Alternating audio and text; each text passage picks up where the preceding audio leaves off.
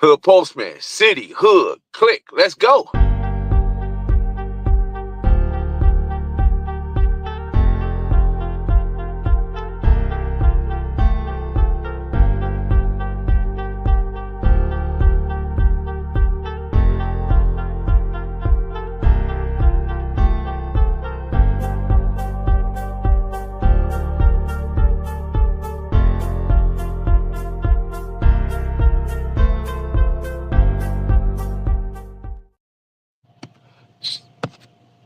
Shout out to the Mailroom Nation, the Mailroom Goons. I am Professor Melly Mail, the Hood Postman.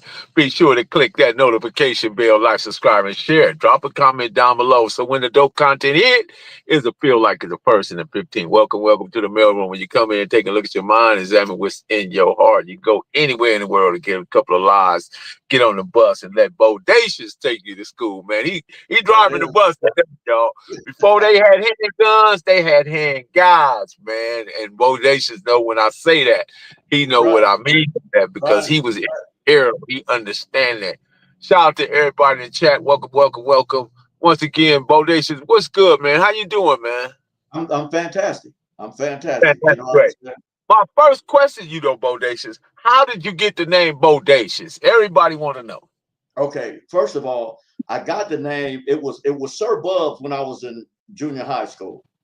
And Dolomite, because people ran in pairs. You had Puddin' Tam, you had Dolomite and Sir Bubs, you had like Bartender and Icky. You always had like Volk and it was Deuces almost. I don't know how it got like that. Benson Jones and Hank, you know what I'm saying?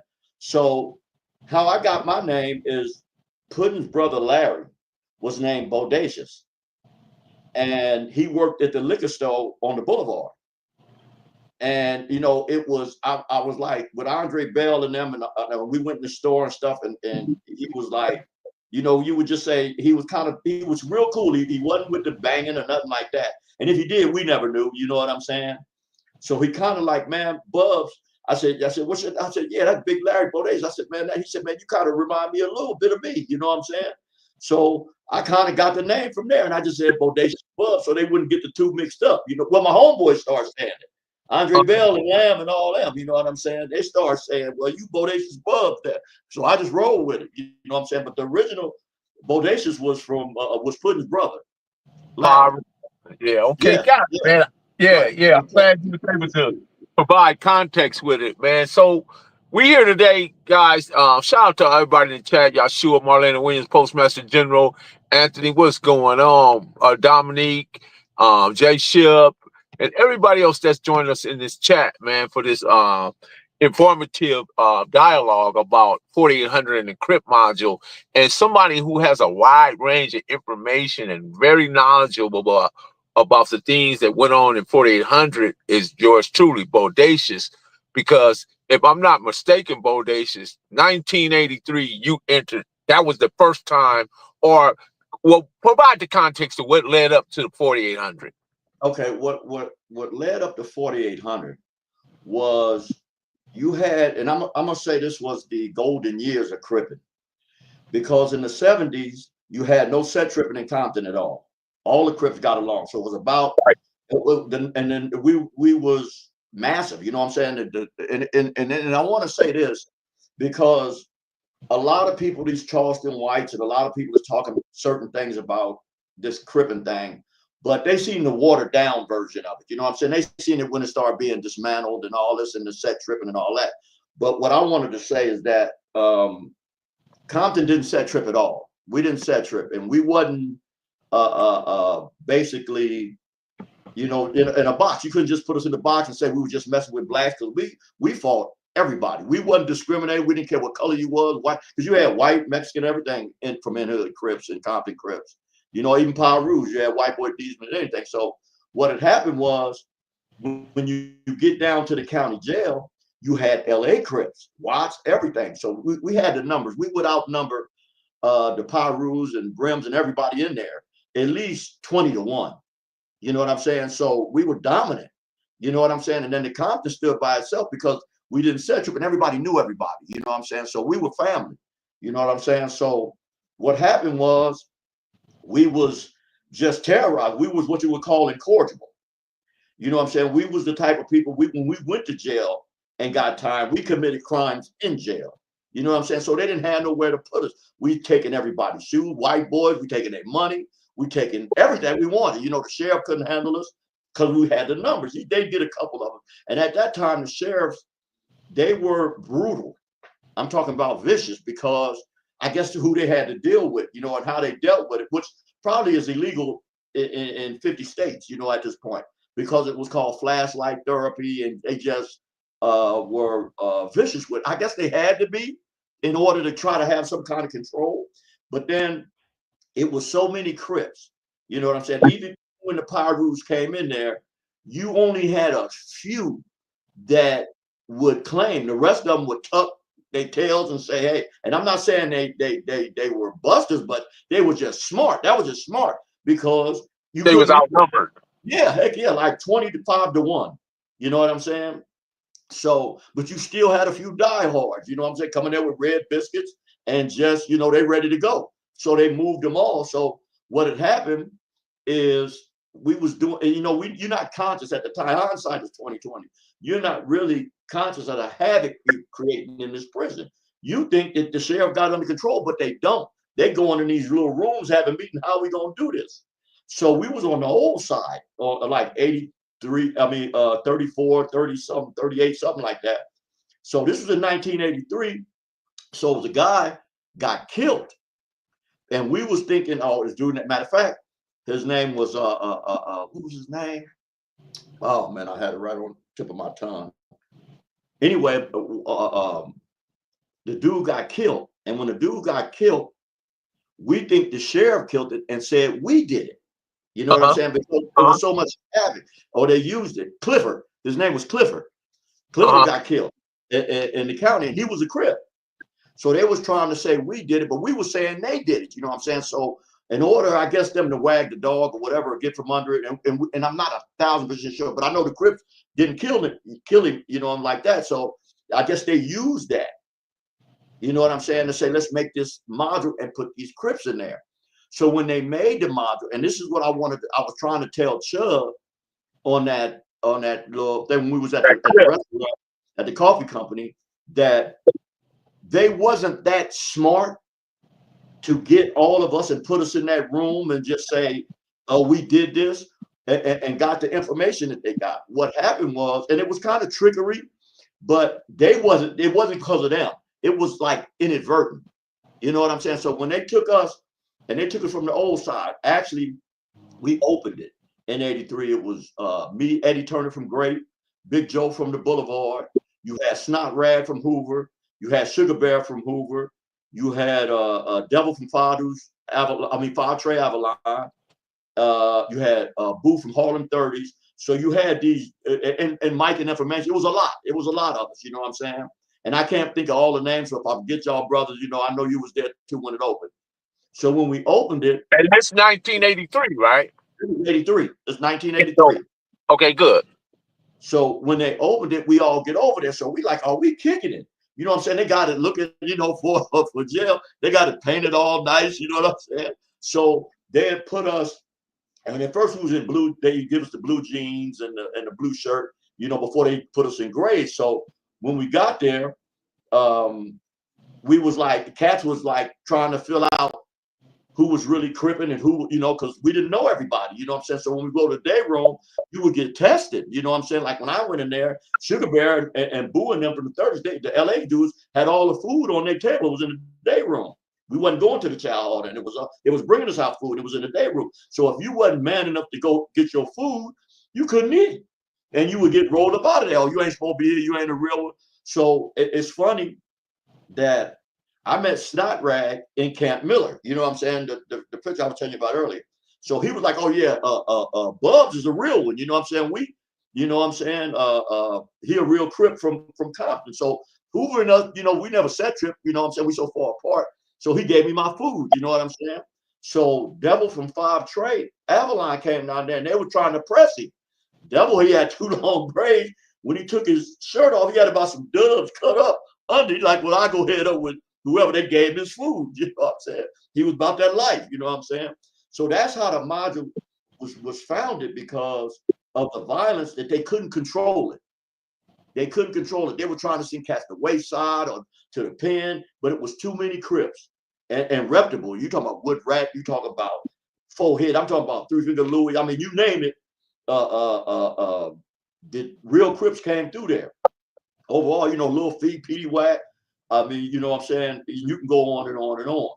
So that's how it opened up. So what the trick was is that when they start having tier tenders, because Sam Hoover Sam was in there, Daryl Ransom, and Junie and them and Gangster and them, they came later. This was like, I think after the riot, because we was in the riot in '85. You know what I'm saying? Where they beat us all up, but we beat the police up too then. You know what I'm saying? At that time, the first one came in there, he got dealt with. And they had to lock it down, call the police from the streets and all that. This is '85. Cousin Carrie, all of us in there, you know what I'm saying? From '60s. So when back and forth, the module was more like the homies was having it their way. You know what I'm saying? So what they did is, like, when you came in, it was cats coming in that really wasn't out there in them streets like that. They wasn't banging. They was like, you know, poster child or billboards, whatever you want to call them. So we would, when the Compton dudes was coming there, there's a few of them that coming there, Gerald and a few other dudes that was hustlers. And I would tell them, I like, homie, this ain't for you. You know what I'm saying? You can't come in here like that. You wasn't out there banging. You know what I'm saying? You a hustler. You live in the hood. You know what I'm saying? But you wasn't cripping. You know what I'm saying? He said, okay, he understood. You know what I'm saying? So on the LA side, when dudes did that, they got disciplined. They got DP. You know, and then they roll them out. Even some of us at the time when dudes was trying to fake, like, you know, this dude, because we'd go in there and say, hey, man, you know Gooseneck from Compton or Handlebars? And they're like, yeah, we know Gooseneck and Handlebars. We roll them up. Whoop, you got to get up out of here. Because we just made that name up. You know what I'm saying? So, and we knew there was, but that was the protocol. That was how it went. You had to really be a Crip to go in there. You know what I'm saying? So what happened, OSS, the sheriff, when they came in, they start seeing dudes and they would say, man, so like with Gangster and them came there, it was more, hey, homie, come on in here. You can kick it in 48. You ain't gonna have no problem. What they were saying, come on home. You can get hot links, you know what I'm saying, candy. You get your store, you know what I'm saying. We get your visits, you know what I'm saying, and this and that. Because Junie was the tier tender, Hoover Sam and all of them. And I've been knowing them, you know what I'm saying, from juvenile. So rest in peace, Big Junie. Yeah, rest in peace, Big Junie. And what happened was, when cats started coming in there, they was like, well, who are you? So they said, man, I'm such and such from such and such. So the OSS, Operation Safe Streets, the sheriff, take their picture, put it on the wall. This is how they got to know who was who and how they debriefed. We debriefed. The police wasn't sharp enough. You know what I'm saying? They didn't actually plan this like COINTELPRO, you know, like they did the Panthers. It just happened to evolve that way, and that's how a lot of them do it. Initially, it was a intelligence gathering campaign. It kind of morphed into that. It escalated to that. Okay, after got they started getting intel, they was like, oh, okay, now we know who everybody is, what set they from, because you gave them that information. They didn't even ask for it until we started saying, yeah, you got to really be a Crip to get in there. So they was like, well, who are you? So after about a few months, when cats was coming, they was like, is he really a Crip? And you're like, no, he ain't really. They didn't take no pictures of these dudes. They started taking pictures of the dudes that were actually out there in that life. And then even with the dudes that was in there for homicide, 80, 90% of them was in there for homicide. You know what I'm saying? Right. So what they was doing, cats, it's just like, I think Lil Fee and Petey Wack and them, they were throwing kites to each other. You know what I'm saying? Cats was throwing kites, you know, talking about each other, girl, Vamp from Hoover and stuff. And me and Chubb and all, we talking about females that we all knew each other. But we show throwing kites there too. But the police intercepting these kites. At the same time, cats is talking about their case because they sellies. Or the dude down the cell is still on their case. And they saying, stop this person from coming to court or do this or say this. When the police intercepted it, that's how cats was getting convicted. You know, it's almost like this internet. They didn't set this internet up for to be able to take the detectives out of certain police departments because they don't need them no more. It escalates and evolves into this thing because people don't know how to keep their mouth shut. or they put stuff up there, they think that they're immune from prosecution, or they just ignorant to it. They just ignorant, thinking I'm going to say this because I want to be famous for 15 minutes, and you just got yourself. Look at the homie Keefy D. You know what I'm saying? Look at all these, the baby and all these other dudes that's getting caught up. Cats got money all on here, weed and all this. This stuff is illegal, but psychologically, they thinking ain't nobody watching but like me and you. Like they watching me and you, they think we the only one watching, and the people talking. When this is part of law enforcement, it was designed. But like I said, I don't even think this was designed that way. But once they seen how it is, you got to understand. People put in Facebook, people are putting everything their whole life on this thing. Your mother's name, their maiden name, your social security number. I mean, everything to get on these things. So they know everything about you. They know everything about you. So Bodacious, what start triggering the fart sack issue when they start putting dudes in fart sacks and whooping them with sour slippers? What started that? It came down to cats being just doing little grimy stuff, like stealing somebody's candy bars, or you saying you from a set and you not, and it's up to your homeboy, or you getting there and you messing with, you're homosexual. We had homies that was, and I ain't gonna put their name out there, but they didn't care because they was gay on the streets. You know what I'm saying? And when they got in there, they was claiming Compton or the Boulevard, which we consider Compton too, and they started messing with like having sex with dudes from Hoover, you know what I'm saying, and this and that was, made the set just look weak, you know what I'm saying? So yeah, you would get put in a far sack, tied up, beat, put under the bed, you know what I'm saying, set on fire, get your tattoos cut off, all that, you know what I'm saying? That's what that came from. You know what I'm saying? It came from just cats going outside of protocol. That's what DP, they call it DP or whatever, you know what I'm saying? Then you had incidents where you get a set of dudes from their set that go into another set and make a mistake, like shoot somebody's aunt or kill somebody's cousin. You know what I'm saying? Because we had got into it with the 60s behind some stuff that jumped off. You know what I'm saying? That we was like, what was that? What was that about? That was about somebody accidentally hurting somebody out on the streets, that it was their mama. And this is the story I got. I wasn't there, I didn't see it, so I can't say. Okay. The story I got when we was in 48 is that they went into the wrong house and killed somebody mama from Nutty. You know what I'm saying? Okay, got it. So that's the rumor I heard. So I'm glad it didn't last like a all blown out war. You know what I'm saying? Because it's always deaths on both sides. You know what I'm saying? It's just that. And not to cut you off from that, but I want to come back to. So I want to make sure the incidents that you were there for, I want you to strictly speak about those. So if you weren't there on certain situations, we'll leave that alone. But I want you to stick. So the war between the Crips and the police, were you there? Yeah. This was in 85. Talk to me about it.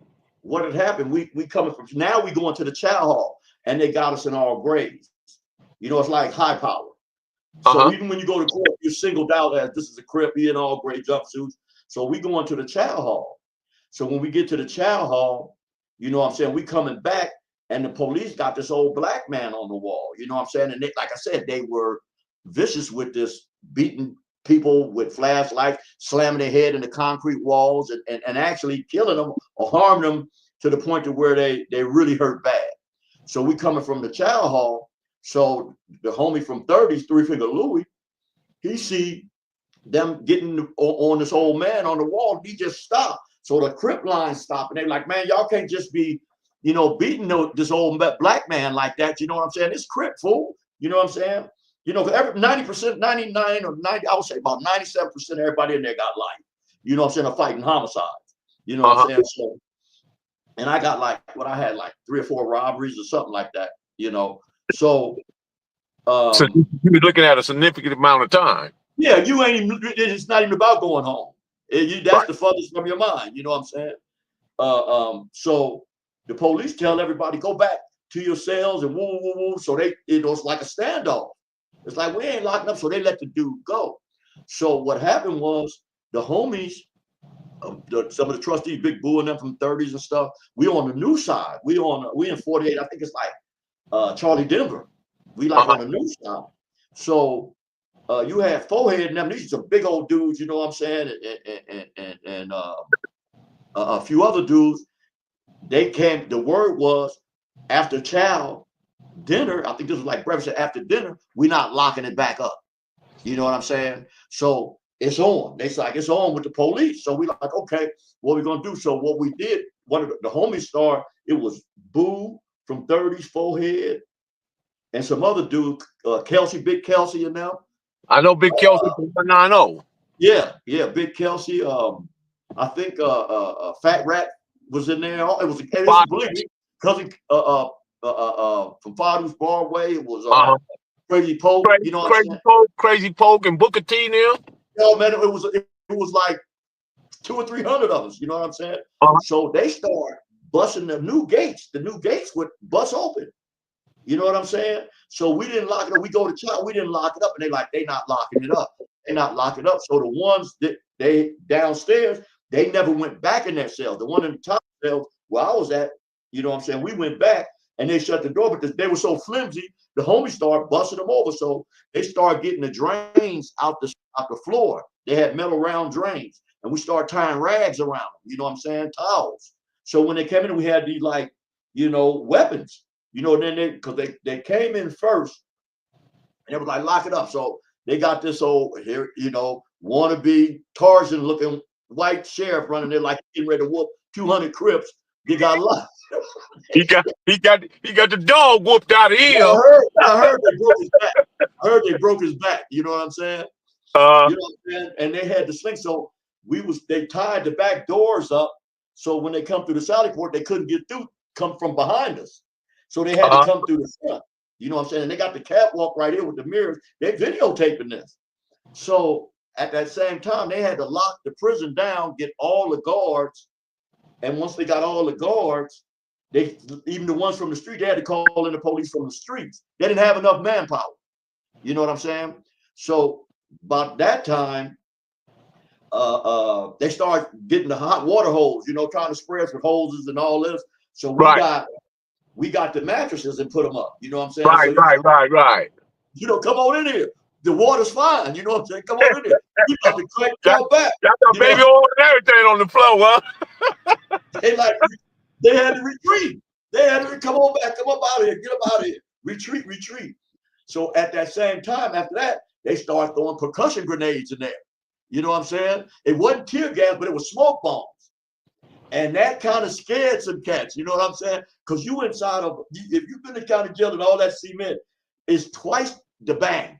You know what I'm saying? When you hear it. And noise scare people. You know what I'm saying? People think they're throwing grenades in there. You know what I'm saying? But right. One of the homies from, where was the homie from? I think he was from Hoover. He grabbed it and threw it back at homeboy. You know what I'm saying? And then they one of the dudes grab it blow up on him, take the skin off his face. So I'm like, oh, it's on now. You know what I'm saying? So we battling. You know what I'm saying? So about 2 or 3 hours, they kind of get us, you know what I'm saying, where it's like they doubled as many of them as it is. This is the first time I seen a billy club like 5 feet long. You know what I'm saying? And they was reach out and touch us like AT&T at that time. You know what I'm saying? So when they come in there, they got what a gauntlet is, like initiation line, but they got billy clubs and shields and everything, helmets and everything. So they start to pull us out one at a time. So just be my luck. Well, and really I was blessed. I can't say luck because they was whooping on cats. But cats was still, this is Crip fool. You know what I'm saying? They had piled us up on the elevator like sardines. And cats at the bottom like still Crip, you know what I'm saying? Whatever. So I just happened to be the last one out of everybody in there. So I'm quite sure they kind of tired. You know what I'm saying? But when I'm coming down, because they take Cousin Carrie, and from the 60s, the same dude that was with Nipsey, when Nipsey got cut, matter of fact, Cousin Kerry just got out from then, from the 80s. When he was with Nipsey, he just got out. You know what I'm saying? They grab him and throw him down the Sally Port. You know, the metal steps where the phones is. You know what I'm saying? Right. It wasn't no mercy. You know what I'm saying? It wasn't no compassion. It wasn't no mercy. So I'm looking at a blood coming down from the catwalk all the way to the elevators. And you know what I'm saying? They tell us you got to bend down. Will they cuff you? Bend over and back out. And you got to go backwards. So I'm backing out. The dude hit me, a brother. He had about some 20-inch arm, big old sheriff. He hit me in the side with the billy club. When he hit me with the Chubb and all them gone, Turtle, everybody else gone, Sammy Gray and them, they're already on the elevator. Capone, that's my homie Capone, Sammy Gray, Capone. Right. When they hit me, I fall and my foot kicked one of the police. You know what I'm saying? So I got wiped. Look, when I get to the hole, and it was so cold with it, I get to the hole, I'm looking at myself, I'm lumped up. I got police boot marks, you know, because they polish their shoes all over my whole body. You know what I'm saying? And one of the police, I guess when he went to hit me, his watch just took the skin off like my arm and all that. You know what I'm saying? So I ain't tripping because I'm getting ready to go to the pen anyway. You know what I'm saying? But you know what I'm saying? But everybody stood their ground. Didn't nobody punk out. Wasn't nobody scared of the police. And this is what I be trying to tell a lot of cats, they on these internets and stuff like that. Y'all see these youngsters, y'all see the watered down version of what Crips stood for. Them 70 and 80 Crips were some different animals, bro. Man, what it was, and you got to understand, the police wasn't militarized like they are now either. You know what I'm saying? We used to take their shotguns out their car. What up, Pooley? They had a shotgun in a 38. We outgunned them. We had more weapons than they did. You know what I'm saying? So we wasn't scared of the police, especially Compton police. You know what I'm saying? And it was like, you mess with the Crips, you have to pay. Because like I said, we had got into it with Compton police at Dominguez football game where they had to call the sheriff. They could, because we outnumbered them. You know what I'm saying? But back to 48 though, it's more of, and I'll give you another scenario kind of. What I found out when I was young, I did a burglary. And I got these rifles out the house. And I went back, you know, to get some more guns. I took some guns to the hood. And I went back to get some more, but the police catch me. So when they catch me, they don't catch me in the house. They catch me like by the driveway. And they say, "Oh, you broke in this house." I said, "No, I'm just walking down the street." So they take me to jail. I got a burglary. So I get to court. When I get to court, I ain't saying nothing. You know what I'm saying? Because they don't find no fingerprints or nothing. When I get to court, the police say, "Yeah, I seen him go in the house." And I was like, they lying. Now I'm 13, 14. You got to remember this. At 13, 14, I said, they lying. I said, and then I get on the stand how I beat the case. Well, I said, if they lie, I can lie. So I get on the stand and they said, "Well, what happened?" I said, "I was just walking down the street and the police said I did a burglary." And the police said, then the DA said, "Well, this officer said he's seen you going in the house. You called him a liar?" I said, "Well, if he seen me go in the house and they missing guns and stuff, why he didn't arrest me then? Why he just arrest me walking down the street with nothing? If he seen me go in the house, why he didn't arrest me in the house?" They dismissed the case. That's when I knew. I said, they make up stuff. Right. So just like they did with, like I said, a lot of stuff is inadvertent. And we open our mouths, and I'm talking about in general, when people open their mouths and say certain things out of fear, they don't want to do time, they're scared, or whatever the case, they hang themselves. You know what I'm saying? Because they don't know. Police are not there. They're not on the scene. Most crimes, police are not there. They just go by what somebody's saying. And most people are emotional. They scare you. I'm taking kids. You get ready to do life, this and this, and you scared. Okay, let me tell you what happened. I know what happened, but I wasn't there. I seen who did it. But that puts you at the scene. You know what I'm saying? So if you just keep your mouth shut, 9 times out of 10, you beat the case. You know, unless you just say, "I'm gonna just take the deal because I'm guilty and I want to go do this time." You know, I've seen that too.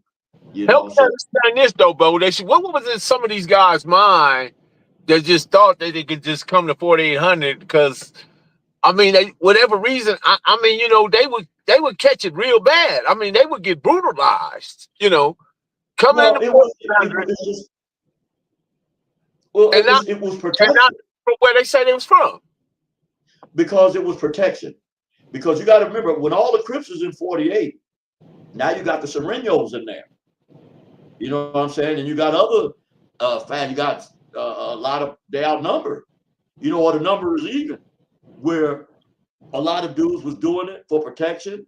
You know what I'm saying? A lot of dudes was doing it because they knew us. And they figured, oh, well, I know Bub, you know, I know his government name. He ain't getting ready to let nothing happen to me. I know his mom and everything else. So I would catch him at the gate. You know what I'm saying? Like, hey, homie, you can't come in here. This ain't for you. You know what I'm saying? And sometimes I ain't there. You know what I'm saying? I went to the pen for years. You know what I'm saying? Sometimes I ain't there, or sometimes some of the homies ain't there to save some of these dudes. Then they come in there, some of them done told. So when they say, yeah, come on in there, and then they get their paperwork and say, oh, you told on such and such, and whatever happened to them, happened to them. You know what I'm saying? They get the, or you claim a set that you ain't from, or you got booted off, they're going to burn your tattoos off or cut them off. Or like I say, a lot of the Compton dudes knew each other. Even from then, we knew each other's mothers and fathers and all that. So we got to connect. You know, it's like, I ain't going to let no harm come to you, homie, but you can't stay up. Now, if you want to stay up in here and you think you know what I'm saying, you that tough, you outnumbered. You know what I'm saying? Because even, it's like, when you come to the Crip module, and it's the Compton dudes, if I say, and just say the Hoovers come to me. But I also see this happen, Bodacious. My homie Rockman, right? Rockman hung with us, did everything we did, but he wasn't never necessarily saying he was from Santana, right? But we all accepted him as Rockman from Santana, but not the gang banging aspect of Santana, right? Right. So he come to the module, right? So Rockman up in there, some dudes come at him, right? So Rockman, unknown to the cast that's coming at him, they don't really know that Rockman really slang these things. Right. He really about that life, you know.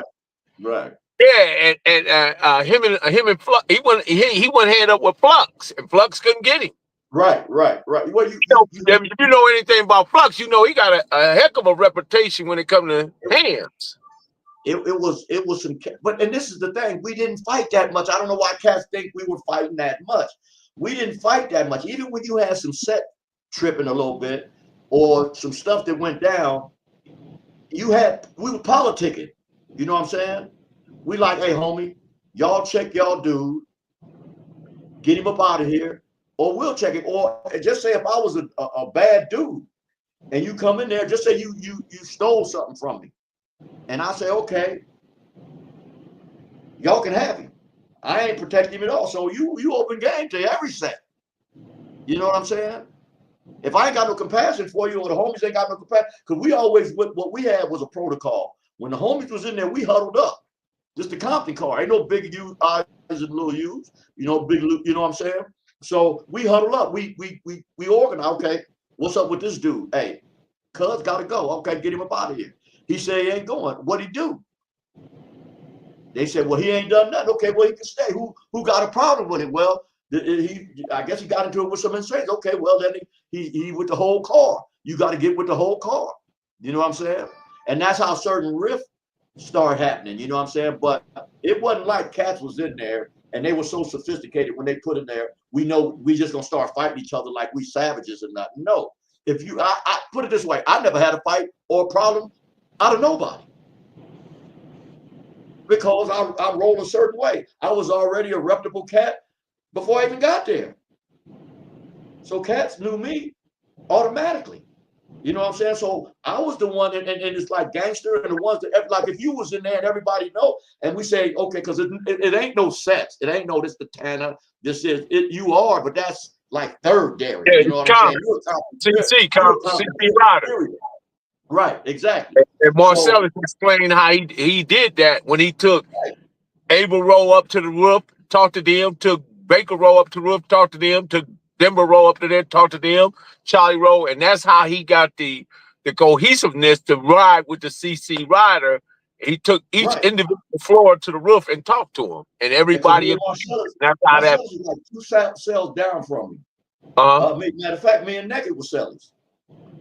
And what's we call it from Raymond? It was a couple cats from Raymond, and like I said, once cats see you was really about that life, it was a respect. Like, what nobody just fighting because I don't like you or your set is, even when they had the numbers.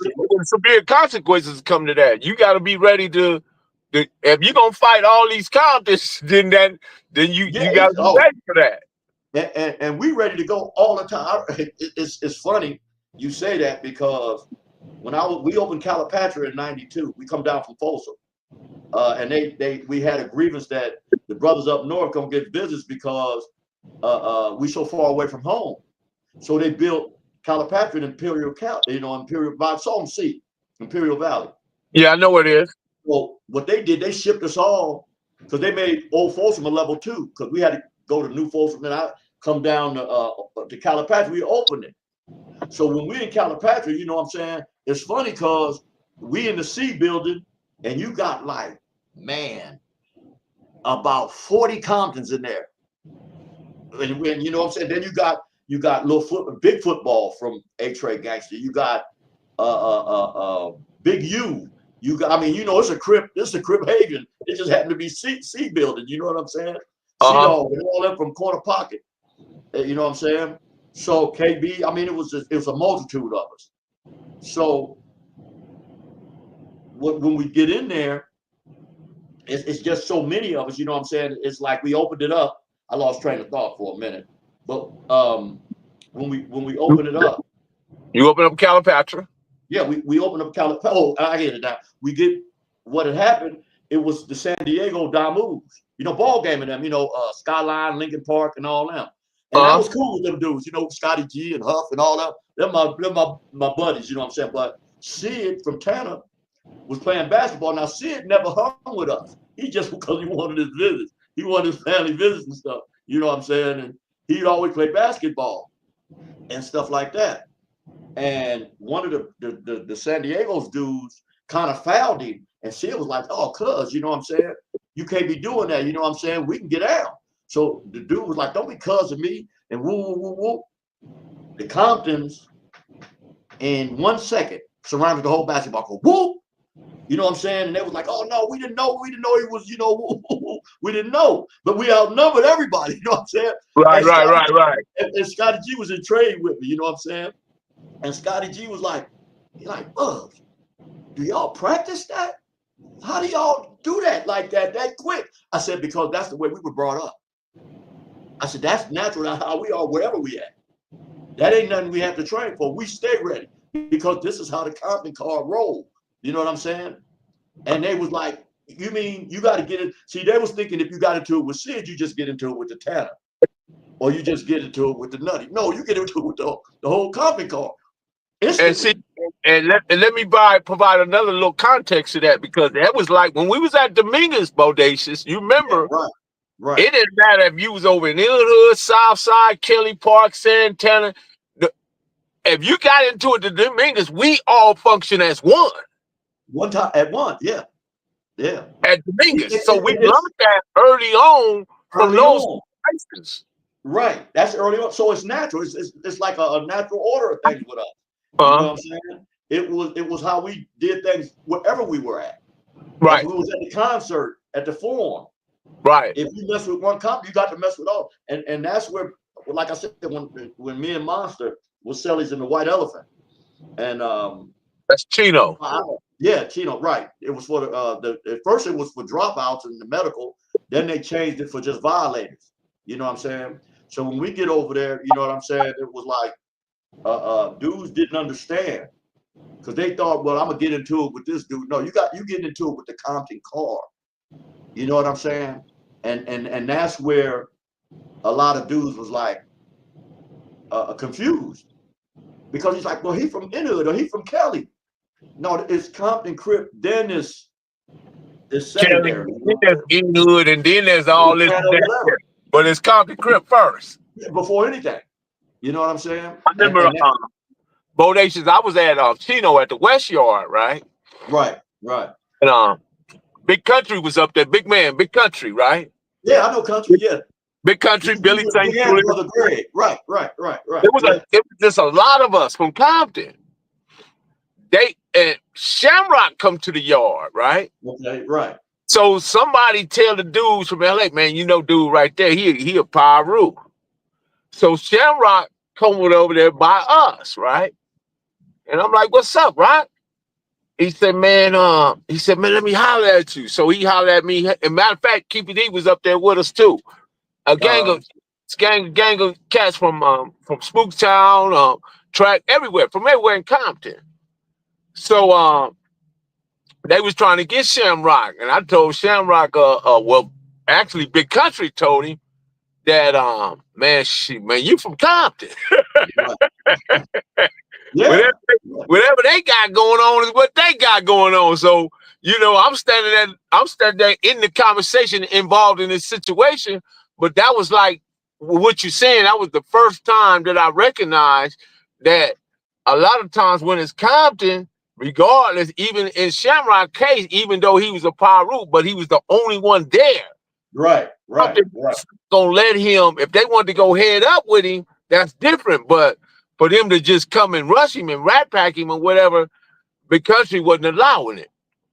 And it's funny you mentioned that because, and I'm gonna show you how this worked. How Compton, like I said, I'm pre-gang, so I was there before they even had black gangs. We'll say black gangs because they had white gangs. But you know, I'm at a party on Washington and Greenleaf. Those were some of the best parties. Yeah, it was. What you talking about? Yeah, right. Well, I get to the party, me, Earl Walker, and a few other homies. We come, you know, we get our drink first. I bet you, Lambs, and Stephen Evans, and Big Sean, all of them. We walk to the party. We go to the store, you know, on Atlantic, and walk back. You know, Old Pappy, everybody, Dutchman, everybody. You know, we got a group. Right. When we get to the party, I ain't gonna say no name, but I see some homies got a 44 Magnum in Shamrock mouth and talking about, if I blow your head off, will you cry? You know what I'm saying? I'm like, you know, because them Crips was pushing the line. Crips was pushing the line in Compton so hard to where you just like, okay, you have no defense. You have no defense. You know what I'm saying? So when I get to the party, it was just a great timing. And I knew Shamrock could, you know, for prior when he stayed over there, because he was from Washington Street, Pyru. You know what I'm saying? We're time bombing now. And I tell the homie, hey, no, I know, dude. You know, man, we played football and all that together. And they looked at me, they're like, Bub, he cool? I like, yeah, man, he can get up out of here. So he left running and got up out of there. You know what I'm saying? And they had the barrel in his mouth. You know what I'm saying? Get ready to dome him. And I'm like, no, homie, I know, dude. You know what he used to was getting him. Let me finish. Okay. About 3 years later, I'm in the county. I'm trying to dodge 4,800. You know what I'm saying? I want to go to Wayside, you know what I'm saying, and get the donuts and work in the kitchen. You know what I'm saying? I want to make some, I only had county time. I want some smooth time. You know what I'm saying? The police said, oh, you ain't a Crip. And they knew I was because they had already debriefed. You know what I'm saying? They said, okay, you going over here. I didn't know they had a blood module. I didn't know they had a blood module. Now, I had just got at some dudes at Dominguez. You know, we ain't going to get into that, but I had got some dudes at Dominguez. The police, the sheriff, take me to the blood module and open the door. And they was like, yeah, let blood in here. Here, blood. Let it in here. You know what I'm saying? Shamrock super chat questions, gentlemen. Super chat your questions. Shamrock came to the front of the cell and said, no, man, you can't pray the blood in here. Here, Crip. Get him out. Same dude I saved me. Right. This years later. And that's the relationship that the original Crips and the original Pyrus had. They were gentlemen gangsters. They wasn't letting nobody just dog you out. I'm up at, well, I'll tell you one more incident and we get back into something else. You remember the old Sears? You know? Remember across from it was Save Arms. It's Walmart now. Right. It was a Save Arms right there that sold thrifty ice cream. Right. So when I go in there, me and my mama in there, because my mama worked at J.C. Penney's downtown Compton. So when I get to the ice cream thing, I see Act. And so I'm seeing Act. I know. Yeah. So I know Putt is a Crip. Right. So his brother's a Crip. One brother's a Pyru, the other one's a Crip for the context. Because the South, I think they were US. They were us. You know what I'm saying? Right. The U and the root. So right. I'm thinking Act turned Crip too, because of Putt. Right. But when I see Act, I didn't see Puddin', Joey, Iggy. It was a few more of them. They was like behind us, behind me and my mama. So when I see Act, I say, hey, cuz, where Putt at? You know what I'm saying? I'm thinking he turned too. You know what I'm saying? He's like, no, pray to blood, I ain't turned. You know what I'm saying? He said, my brother at the house. When I turned around, Puddin' all them behind me. And they looking at me laughing. I'm gonna tell you how much they wasn't bullies. I mean, unless you know, it was certain people they was after, they had to be after because they got tore up. You know what I'm saying? But these were the generals. These were all the generals. And they look, they always call me Pray to Blood because they knew me and knew my family. Right. They said, man, get on out of here. You with your mama. Because they could have dogged me out. They're like, we ain't tripping. We'll see you around. Porky was with them too. You know what I'm saying? And Porky was like, hey, Prater, I'm going to get that fade when I see you by yourself. You with your mama now, but I'm going to get that fade. I'm like, okay, you can have that. And I was talking to this young dude from the mob the other day. DC, you know what I'm saying? He was, we got some stuff we trying to straighten out. And I was telling him, and you know this for a fact, Melly, at the football game, because he was asking me who was one of the hardest ones, you know what I'm saying? They youngsters, these dudes are youngsters. There was another dude from 60s, a monster. Monster. Yeah, BC, I talk to BC all the time. And they was asking me who was was bartender one of the hardest ones. And I said he was, but it was a couple more that when you at the Dominguez football game, or you wherever you at, you could be in front of Compton, Holly, Grandy's, and they pull up, your heart race a little bit. You like, okay, because you know they about that life. Like I said, they went to the Red House and shot Tookie. You know what I'm saying? So they wasn't scared of nobody, but they wasn't just messing with people that wasn't banging. You had to actually be banging for and they would always say, okay, Prater, you young, go head up with Diamond. Jeffrey Miller. Yeah, I remember Diamond.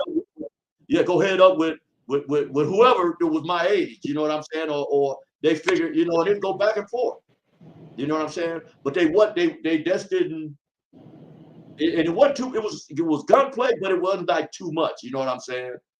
But it like I said, they were gentlemen gangsters. They didn't mess with nobody unless you actually was. I want to show you something right quick. This where this come from. Watch this. What you got there, Christopher? A new Western type car, Baba Louie. Western type car? Sure. Watch.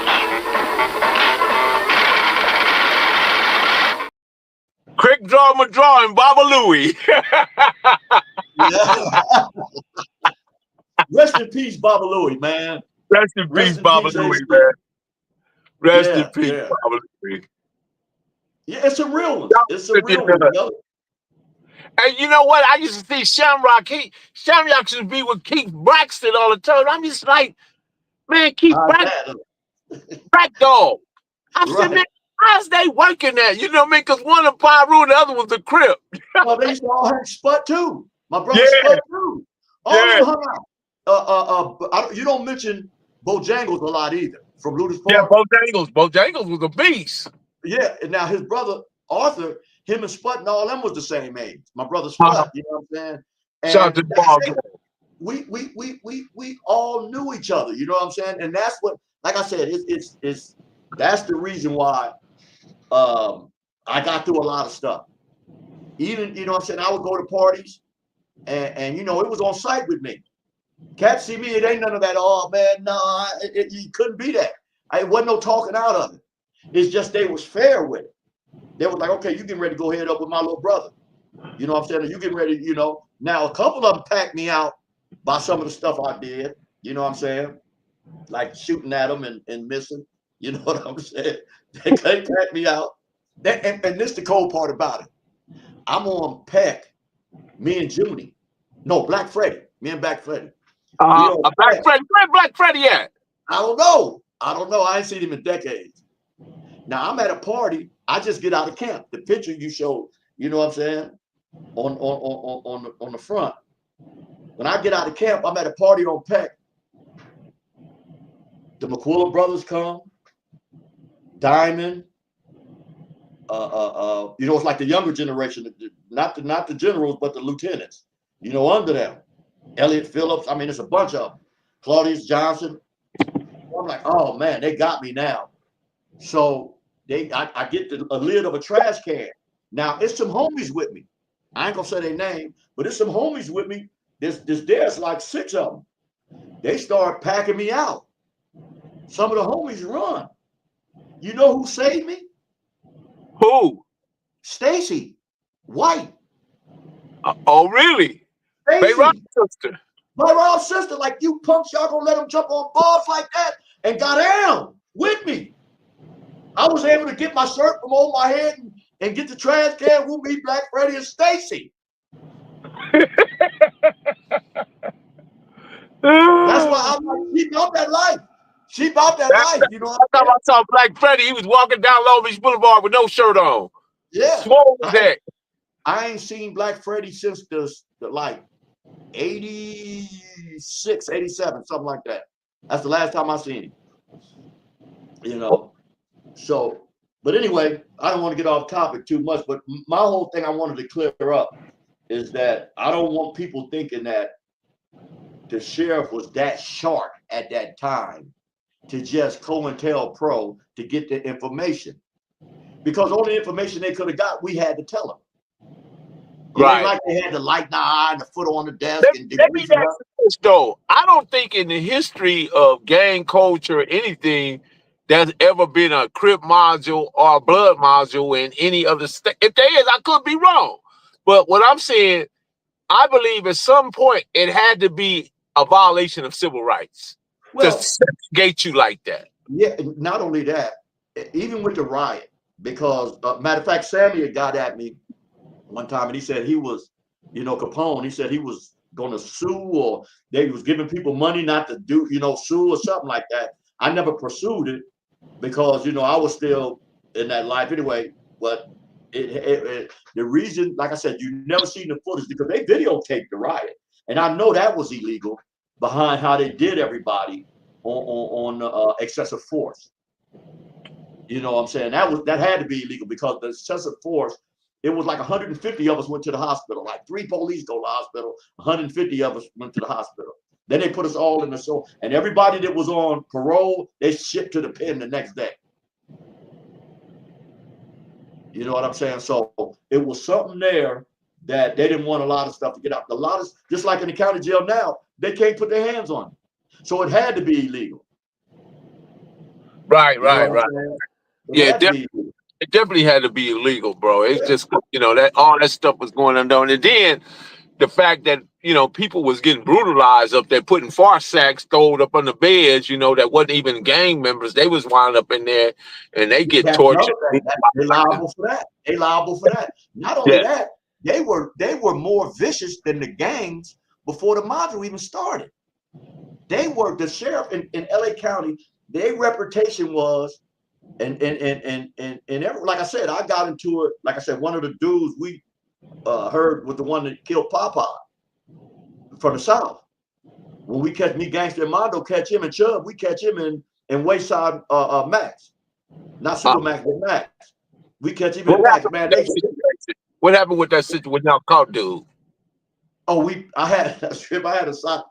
You know, you used to get have money in the county jail. You know what I'm saying? Yeah, we used to put it in a little money bag, put it around your neck or tie it around your gun. I had about 200 pennies in a sock. So I was using it to knock cats out with and take their money or whatever. You know what I'm saying? Or fight with. It was just a weapon. I used it as a weapon. So when we catch dude, me, Gangster, and Mondo, and then we get him. He's like, oh, they're going to do to kill Popeye. So now technically, I don't have no 100% proof, but he didn't deny it. You know what I'm saying? So we work him over. We in Wayside Mac. We work him over. So the police come get us. Somebody ratted us out. You know what I'm saying? They didn't even have cameras and stuff then. So somebody ratted us out.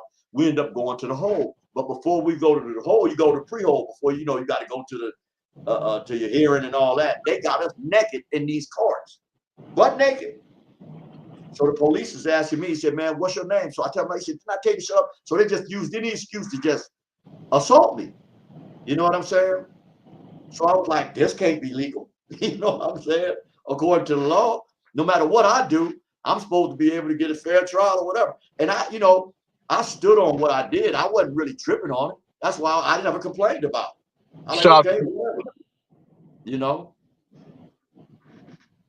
Yeah, it was a lot going back on then, man. You know, I mean, you know, that build up from the 70s and then things start steamrolling in the 80s, man. It was just, that was a hard train to slow down, bro. And that's, I just wanted to be able to finish, because you got the short up there with me and Chubb, and I was trying to tell Chubb, and you can look this up, you can Google it. It's not, this is public information, that the reason they started the 4800 because the Crips was out of control. That's what I was trying to tell Chubb. I like, you can look it up. They said it. Right. You know what I'm saying? And that's how I think maybe they were setting it up where they didn't get liable for it. You know what I'm saying? They were trying to have a defense for it. Like, hey, these dudes, and it was too much. Right. Because they couldn't control us. You know what I'm saying? You got 2,000 Crips in there. You can't control that. Right. And then we sneaking out, roaming, robbing, taking tennis shoes and money sacks. You know what I'm saying? It was just the way to get it under control. And yeah, I was in the cell with the White Niblet. Let's see, the White Niblet, Gangster Brown from A-Tray. Me and him got into a little tussle. Let's see, I think Crazy Poke. That's what, you know, because they had 6 and 8 man cells back then too. That was on the old side. That's on the old side. Yeah. But like I said, they 4-man cell. It could have been 4-man cell. You know. Yeah, it was. Yeah, because I was on the same road with Marcellus Gangsters. Huh? I was on the same road with Marcellus and Gangster, Baker Road. Yeah, because I had left. Matter of fact, I left Marcellus my shoes when I left. I had some Theodores. And was you huh? Was you in there when Tafuga was in there? Yeah, I was in there with Magoo. When Magoo was in there. Okay.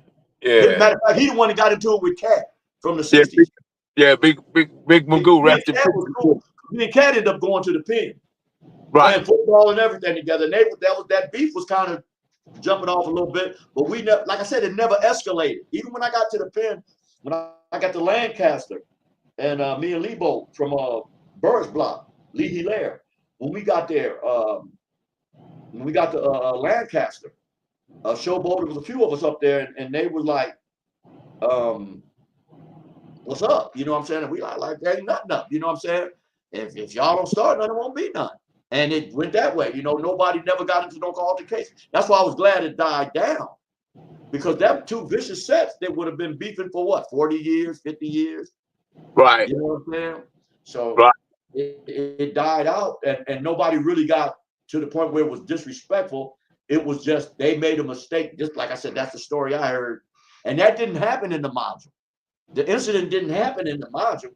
It just got to the module. Word got to the module. And the dude that people got killed was in the module, and they said it was from the 60s. You see what I'm saying? So it kind of some friction jumped off between the 60s and the Comptons, and it died out. I was like, I'm glad it died out. Because like when I got to the pen, it was over with. Wasn't no 60s and Comptons getting at it. And if there was, it was an isolated incident. Okay, let's go lock up in the, you know, you got me in the module. Let's go lock up in the cell right now and get this over with. You know, no knife play or nothing. Let's, you know, and that's how it went. So that I was glad about that. I was glad about that. Right. Big U, Baby Wino, Ken Dog, 2 Ken Dogs, Me Run, G Run. It was a gang of 60s. You know what I'm saying? Actually, them and the Colts run up in the program office in Calipatria and Stone one. But they wasn't supposed to put us with all these dudes on that yard. I'm gonna tell you that. They messed up, Melly. That's why I say they ain't that sharp as people think they are. You know what I'm saying? And they got toe up. They talking about we gonna have a assault level 4. Y'all gonna have night yard. We started laughing like I don't know what. Think about this. There wasn't no white boy module. There was no Mexican module. It was only a Crip and Blood module. That's why it has to be some. Like I said, I don't know if it's too late. I mean, they charging people with these cases 25 years back, 30 years back. I may have to look into that. You know what I'm saying? Definitely. Like I said, I got beat through in the hole, and they gave me a bunch of jumpsuits with crabs and everything in it. They dogged us out. Melly. If I'm not sure, a couple people died from that. I know one dude, I ain't never seen him since. The gurney came and got him. He was swole up he was about 180. He swole up to look like he about 300 pounds on a gurney. They wheeled him. I'm telling you, they stacked us on the elevator like sardines. You could see blood running from this where the cells was all the way to the elevator down the hall, all the way down the hallways, everything. I was like, wow. I said, they was kind of tired by the time they got to me, and I still got passed around. I got shoe polish, boot polish all over me. Wow. You know what I'm saying? But we never bent. We never wavered. We never, like, no, I ain't a Crip. They like, y'all still Crippin', man, to the fullest. One of them was on the bar. He said, when I get up from under this pile, I'm going to fire on one of y'all. Y'all ain't tough. We see that. Y'all ain't tough. You know what I'm saying? It was, like I said, it's a whole new breed now. This stuff they got now, because we wasn't worried about the police. We wasn't scared of police on the street. There's no way on this God green earth that we'd be standing up somewhere. I don't care where we was at. And the police start beating somebody's mother, sister, or brother, and we sit there and videotape it. We all be in jail. I got a call Monday from QPD's son, man. Lil Keith. Okay. And he asked me a few questions. We talked. We actually had a good conversation, but I'm contemplating something. I'm just trying to, figure whether I'm gonna go through it or not. But I'm gonna continue to follow what I need to follow to understand the scenario significance of everything, between what happened with them and all that stuff, because after all, sometimes you just gotta put the small things aside and think about the bigger picture because at this time I'm just culturally responsible. I want to be culturally competent. It ain't necessarily about Crip or Pyru, none of that, because I don't say cuz or I don't blood nobody or none of that, right? Right. That's gone. That's over with. Yeah, and people understand, man, that we got to at some point we got to set that stuff aside, bro. Well, Melly, I've been an activist for years, as far as going back to Compton and trying to, with the ceasefires and the peace treaty, whatever. And I've been doing it, and I got a passion for it because I know the terrain.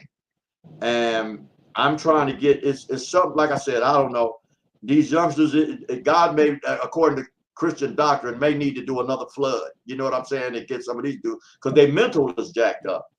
But at the same time, they will listen.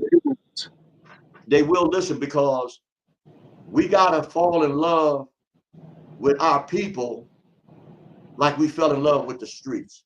These youngsters gotta start falling in love with our people, because our people are some of the most resilient people on the planet. And they mimicked everything white folks done with language, religion, and everything else but unity. If we can learn how to unite, because we mastered everything else, Melly. We done mastered everything else. Only thing we do together is the wobble and electric slide. That's sad. That's sad. And I know why it's like that, and I understand why the system was set up to cast us, to make us less than or reduce us to what we really are. because I don't even use king and queen no more. That's a European dialogue. You know what I'm saying? Yes. I'm gods and goddesses. We surpass kings and queens. That's exactly. their stuff. And you know people what get mad at you. What's up, God? They get mad at you. I recommend you youngsters and a lot of people watch that Wu-Tang movie. Watch that Wu-Tang movie, man. Them brothers did it, and they was at each other like Crips and Bloods, and they got together and built something that was substantiable. They went and got all factions from the gang, from the street vendor to everybody else, the trap house dude, everybody, and put them in a situation where they got paid off the music and made millions. You know what I'm saying? And this is what I'm trying to show these. But if you ever want to, because they dress each other as gods. They don't dress each other as cuz or blood or homie. They're like, hey, God, because they know who we are. We just don't know. You know what I'm saying? And they know we gods because we've done everything on this planet but united. You know what I'm saying? And that's what we have to follow. Well, Bodacious, I'm gonna hold you right there, man. Thank you. I got one more thing. I wanted to say one more thing. I made it cut in, and that's when we first started. And I wanted to give a shout out to that picture that you got me holding the weights in the front. Yes, sir. That's in Malibu. You know what I'm saying? And right off the Picket Canyon and all that. You know what I'm saying? Mulholland Drive and all that. And I just want to send out to all, well-wishing to all the people that lost their homes. Because, Altadena burnt up, and that was predominantly black. They lost their whole neighborhood. Ain't no more Altadena block Crips. And let me drop a little knowledge on people why they were in Altadena. Because when they redlined, they didn't allow blacks to go to Pasadena. So they went to Altadena. That's how it became a black city. You know what I'm saying? Do your research. But all that, I just want to give a shout out to all people. I don't care what color you are. You know what I'm saying? Even the pets that burnt up. You know what I'm saying? It was tragedy. I don't know what happened. I ain't gonna speculate, but Camp Miller and Kilpatrick, I know it's gone now. You know what I'm saying? So I just wanted to shout out to the grieving families and wish them well. You know what I'm saying? In a recovery, a speedy recovery. Shout out to Bodacious. We appreciate you, man. One love, Compton love, baby. Now we can lock the door. Thank you. All righty. No problem. We got Bodacious, man. That was an awesome dialogue, man. I appreciate it, man. Shout out to the Mailroom Nation, the Mailroom Goons. I am Professor Melly Mail, the Hood Postman. Guys, listen, I don't mind you asking questions, but when we got somebody on like that, you got to super chat if you want your question to come up, but maybe you'll get it next time. So that's why I kind of ignored the questions. But anyway, with that being said, I am Professor Melly Mail, the Hood Postman. Don't mind me just watching. Church moving, but go ahead and lock that. Cali Finest, baby. Proof of grind all the time. Music money. Got a dollar sign. Hub City. I'm a street nigga. Streets fuck with me.